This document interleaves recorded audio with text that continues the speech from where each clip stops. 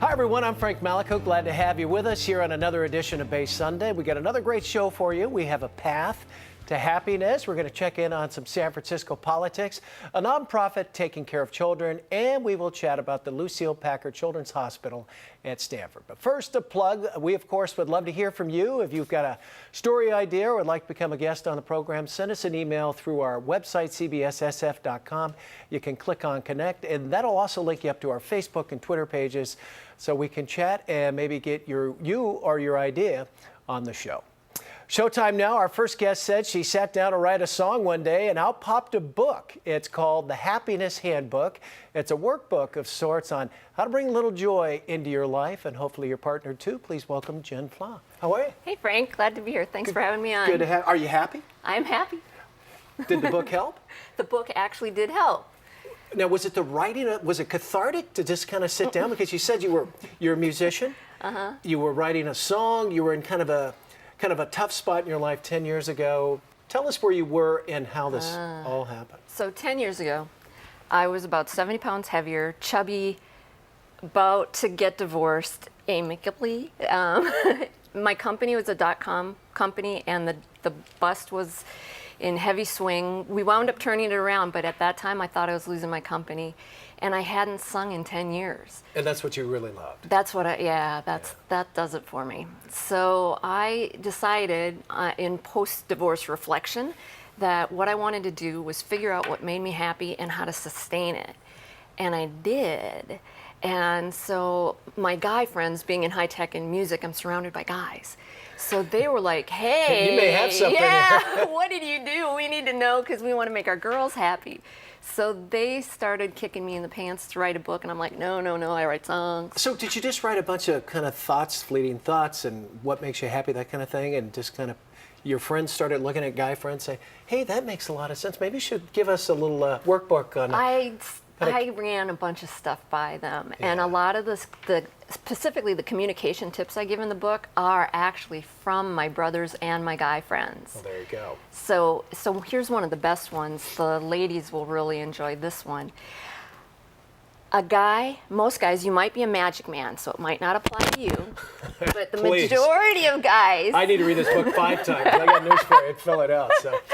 The majority of guys are single-focused. So what that means is you can do one verb at a time. Yeah.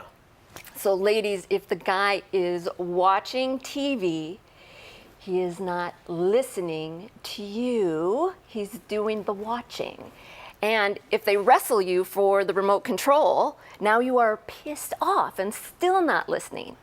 So pay attention here, because look at Frank. Frank is listening to me.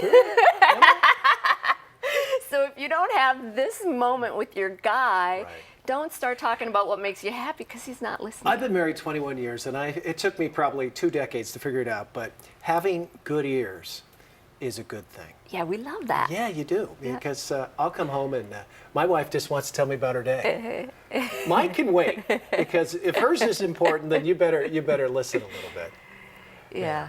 So I actually, you fill out the book. I guess you do it as a couple, right? So if you're dating someone or if you got a spouse and you need a little work, you sit down and you start filling out the workbook in here together, right? Yeah, it's awesome if you do it together. But if you're single, you can still do it. You can fill it out and say, hi, my name's Frank.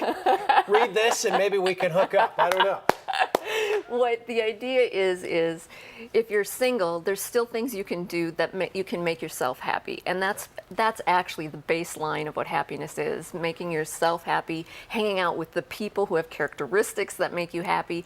And the very teeniest part of what makes you happy is what other people can provide to you. Self-discovery, really, because that's what you had. Really, you had kind of an epiphany. I don't like where I am in my life. And this book kind of led you out of that. Right. Out of that, right? It did. And how's the book doing? It's been out since the spring, right? Yeah, it's been doing great. I'm so grateful and happy. Happy. Well, that's good. And you know, the nice thing about it starts a conversation. It might be fun for a married couple that's kind of been through the ringers a little bit, or if you're, a couple of months into a relationship and you want to have a little fun and find out about your partner a little bit, sit down, a couple of nights, it could be fun. Yeah, awesome. You know what's on page 97? believe that is the sex section. Okay, we'll leave it right there. That might be the important part for guys, but the whole book really has a little something for everybody. Yeah, one of the other interesting parts is after the sex session, there is a section about what do I want you to do when I'm upset, and another one about what do I want you to do when I'm upset, and it's about you. So that should help the guys a lot navigate some terrain that's uncomfortable in relationships. That's when the ears come in handy, I believe. They do. Okay, well, thank you so much for coming in. We wish you all the best with the book. Thanks. And if you'd like more information, please log on to happiness-handbook.com. We'll be back. More Base Sunday right after break. Stay right there.